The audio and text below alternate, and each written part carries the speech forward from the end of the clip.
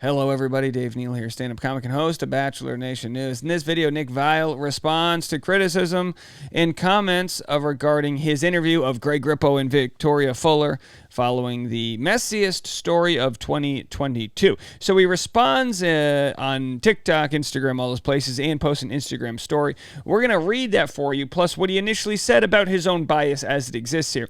Bias is one of those, it's like when someone accuses you of mansplaining. It's like, I'm a man and I explain something. I can't defend that. If someone says you have a bias, you can't defend that. If someone says you have a privilege, you can't defend that. They are just things that exist. We all have biases. We all have privileges. We all mansplain or women-splain or bachelor-splain.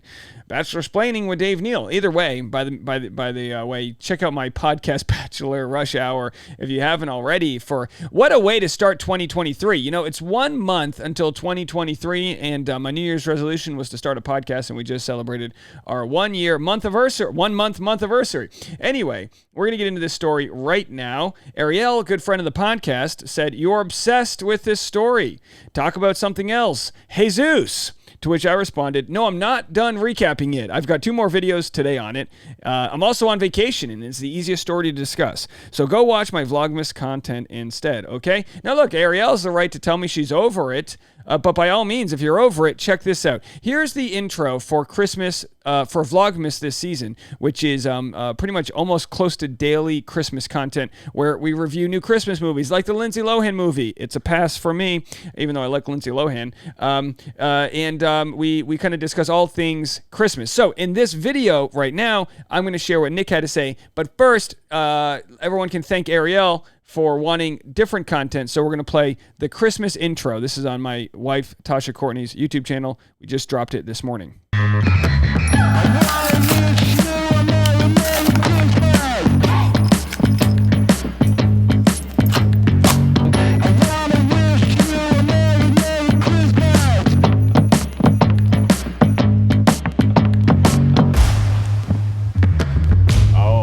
Up for the big reveal. We're buttoning our flannels, folks. 5, 6, 7, 8. Here we go. Let's get it going. It's Vlogmas Day 1, baby. I wanna wish you a Merry Christmas. All right, you can go check the rest of that out. Link in the comment section, and there'll be a post at the end of this video. All right, let's get into it. So here's what Nick had to say about his biases before yesterday's podcast, and then we'll share what he said on Instagram. Listen, I love that Bachelor Nation is passionate, and I know, some people were from anything from very triggered to, I guess, frustrated by what they perceived as our biased takes. I mean, listen, all I can do is acknowledge that Victoria and Greg are friends of mine. I mean, that is what it is. I suppose if you think that alone disqualifies me from having an objective opinion about this, there's nothing I guess I can do about that. I don't think it would be surprising to many of you listening to this show, and correct me if I'm wrong, Allie and Amanda, but I'm the type of friend that prides myself in being the friend who says things to my friends, even if they don't want to hear it. So look, he did the best he could. He said, correct me if I'm wrong, people that are on my payroll. Correct me if I'm wrong. Do you want to get paid this week? Correct me if I'm wrong. End of the year bonuses are coming up. But he said, look, if you think I've got a bias, then what else can I say? And that's true, of course. But, of course there is a bias, but he can try his best. I think he does his best. I think Nick does his best to ask some pressing questions. I think he operates, and I think Victoria operate on what could be false premises, and we'll get into that in a second here. But here's his response after discussing the podcast. Say thank you to everyone who has listened to the most recent episode of the Viall Files, Victoria and Greg Tell All. It's my most listened to episode in 24 hours of all time. And we've done 508 of these bad boys. And we've had some amazing guests and incredible episodes over the years, haven't we, Jeff? But thanks for listening. It also pleases my heart because when we were previewing the episode, certainly, obviously, there were some trolls, some critics who said no one cares about them. Anyway, seems as though that's not the case. I love what a pompous prick he is, because I respect that. I would say the same thing. Seems as though that's not the case. I would say the same thing. I get it. He's like, oh yeah, to those people out there that were wondering if this was relevant, it's the #1 hit I've ever had. How my ass taste. That's basically what he's saying. So congratulations, Greg and Victoria. People care. He's such a dick. I don't hate it. He'd be a good comic for that reason, where he can just like smile and be an absolute dick. It's very Seinfeld-esque of him. I respect it. He said this: remember, it's not that hard to try to empathize with two people with different points of views. Many of us have been both Johnny and Victoria in this situation. I very much remember doing anything to avoid ending a relationship, and I've also had countless talks when the other person didn't want to accept it was over long after I was done. So he's operating from the premise that Victoria dumped Johnny, and Johnny wasn't accepting it, and Victoria moved on, which could be true. That could be true. But that's what the premise he's operating from. So people had commented, currently listening and had to stop. I honestly can't stand with her, Victoria, playing the victim and blaming him. They just weren't meant for each other at the end. Nick responded, I'm not sure how many times she can say she played a role and owned up to her actions for you to think she was trying to explain why she wanted out. Someone said, I feel like both parties are having a public contest of who was more of a victim and who did less wrong. Nick said, I think Victoria would have loved to not walk out on the stage to accusations of being a cheater. Well, that being the case, if she in fact did not cheat, the timeline is still gray.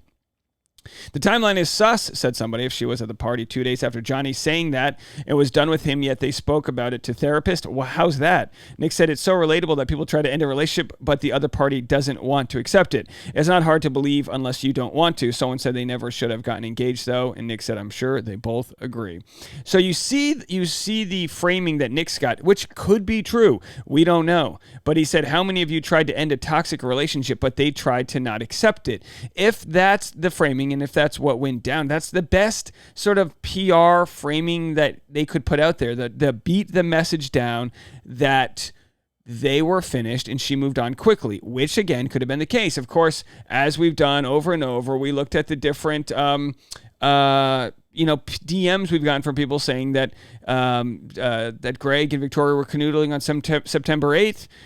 Victoria says she officially ended things end of August, but then she says Johnny didn't really get it till mid-September. It's like, did Johnny not get it, or were you guys not done? Were you still working on things? Because if you were working, there's two things that could have happened. She could have slowly been letting him down, or if they were still working on things, it would have been all for naught if Johnny and Victoria were working on things and she was at a nightclub on a couch canoodling with Greg.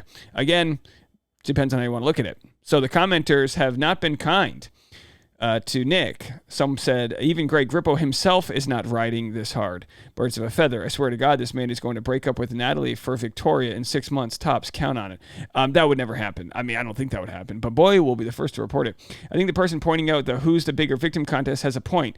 I think both parties have not fully owned up to their wrongdoing, and both are unreliable narrators.